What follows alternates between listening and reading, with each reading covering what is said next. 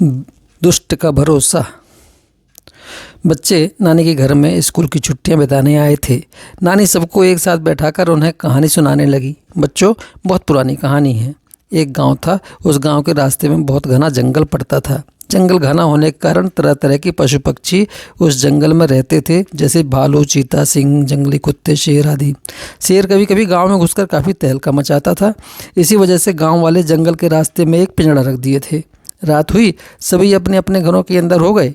गांव शांत हो गया। तभी शेर उसी रास्ते से गांव की ओर जा रहा था। रास्ते में लगे पिंजड़े में उसका पैर फंसा और भारी शरीर होने के कारण शेर पिंजड़े में बंद हो गया। अब वह उस पिंजड़े में बुरी तरह फंस गया था। काफ़ी कोशिशें करने के बावजूद भी वह वहाँ से नहीं निकल पाया। सुबह हुई। कुछ समय बाद उसी रास्ते में गांव में एक व्यक्ति जा रहा था। गांव के लोग ऐसे भी सीधे साधे होते हैं। तभी उस व्यक्ति को शेर बोला, भाई, ओ भाई। वह व्यक्ति शेर को पिंजड़े में देखकर डर गया। शेर को काफ़ी तेज की भूख लगी थी।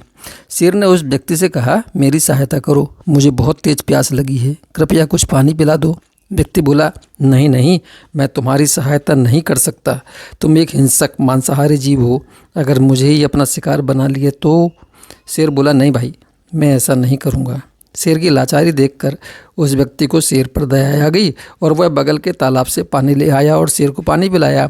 शेर पानी पी लिया। उसके बाद फिर से उस व्यक्ति को बोला, प्यास तो बुझ गई, अब पूरी रात से भूखा हूँ, कुछ खाने को दे दो ना। व्यक्ति शेर के भोजन की व्यवस्था में जुट गया और कहीं कहीं से उसका भोजन ले आया। शेर भोजन कर लिया।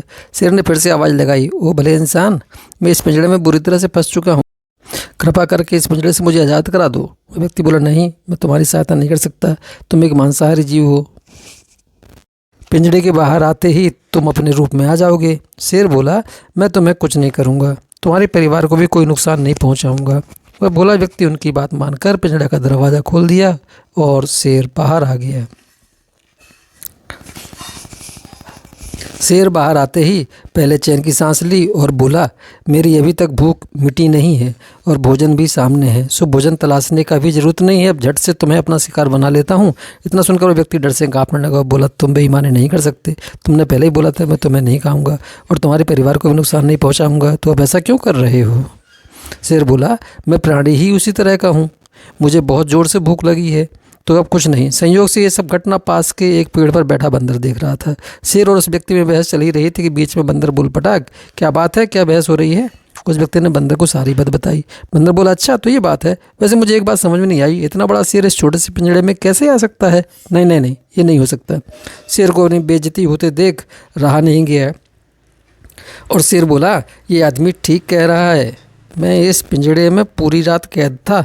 बंदर बोला, अरे महाराज, कैसी बात कर रहे हैं, इस बात पर भरोसा नहीं होता, मैं कैसे यकीन करूं। शेर बोला, मैं भी दिखा देता हूं, मैं इस पिंजड़े में फिर से जाकर। और इतना कहकर शेर फिर से उस पिंजड़े में चला जाता है और पिंजड़ा का दरवाज़ा बंद हो जाता है। और उसके बाद शेर बोला, देखो मैं इसी तरह पिंजड़े में था। बंदर उस व्यक्ति से बोला, आप देख क्या रहे हो, तुरंत अपनी जान बचाकर भाग लो। और पंडित वहाँ से भाग जाता है। शेर फिर से पिंजड़े में कैद हो जाता है। बच्चे बोले, नानी ये जानवरों वाली कहानी थी, आदमी वाली भी बताओ। नानी बोली, ठीक है, मैं डाकू और बढ़ई की कहानी सुनाती हूँ, टोका टाकी मत करना। एक गांव में एक बढ़ई रहता था। वह शरीर और दिमाग से बहुत मजबूत था। एक दिन उसे पास के गांव के एक अमीर आदमी ने फर्नीचर फिट करने के लिए बुलाया। जब वहाँ का काम खत्म हुआ तो लौटते वक्त शाम हो गई, तो उसने काम के मिले पैसों की एक पोटली बगल में दबा ली और ठंड से बचने के लिए कंबल ओढ़ लिया। वह चुपचाप सुनसान रास्ते से घर की ओर रवाना हुआ। कुछ दूर जाने के बाद अचानक उसे एक लुटेरे ने रोक लिया। डाकू शरीर से तो बढ़ई से कमज़ोर था, पर उसकी कमजोरी को उसकी बंदूक ने ढक लिया था। अब बढ़ई ने उसे सामने देखा तो लुटेरा बोला, जो कुछ भी तुम्हारे पास है सभी मुझे दे दो, नहीं तो मैं तुम्हें गोली मार दूंगा। यह सुनकर बढ़ई ने पोटली उस लुटेरे को थमा दी और बोला, ठीक है, ये रुपये तुम रख लो, मगर मैं घर पहुंचकर अपनी बीवी को कहूँगा, वो तो यही समझेगी कि मैंने पैसे जुए में उड़ा दिए होंगे। तुम एक काम करो, अपने बंदूक की गोली से मेरी टोपी में एक छेद कर दो ताकि मेरी बीवी को लूट कर यकीन आ जाए। लुटेरे ने बड़ी शान से बंदूक से गोली चलाकर टोपी में छेद कर दिया।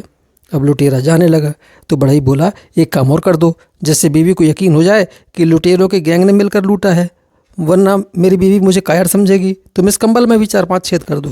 लुटेरे ने खुशी खुशी कंबल में गोलियां चलाकर छेद कर दी। इसके बाद बढ़ई ने अपना कोट भी निकाल दिया और बोला, इसमें भी 1-2 छेद कर दो ताकि सभी गांव वालों को यकीन हो जाए कि मैंने बहुत संघर्ष किया था।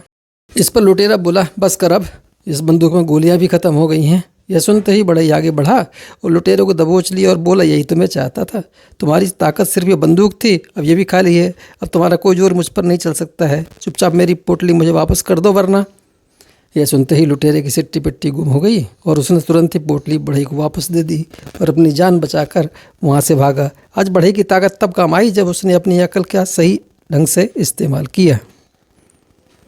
इस कहानी से 2 शिक्षाएं मिलती हैं। एक यह, मुश्किल हालात में अपनी अकल का ज़्यादा इस्तेमाल करना चाहिए, तभी मुसीबतों से आसानी से निकला जा सकता है। दूसरी यह कि कभी भी किसी की मदद करें तो सोच समझ कर करें, विश्वास उसी पर करें जो सचमुच में विश्वास करने लायक हो। बहुत से लोग सच बोलने का दिखावा करते हैं और सामने वाला व्यक्ति उन पर पहली बार में भरोसा कर लेता है। ऐसे दुष्ट लोगों से दूर रहने में ही भलाई है। कहानी सुनते सुनते बच्चे सो गए थे। हमें आशा है ये कहानियाँ आपको पसंद आ रही होंगी। आप चाहेंगे तो ऐसी ही और कहानियाँ प्रस्तुत की जाएंगी।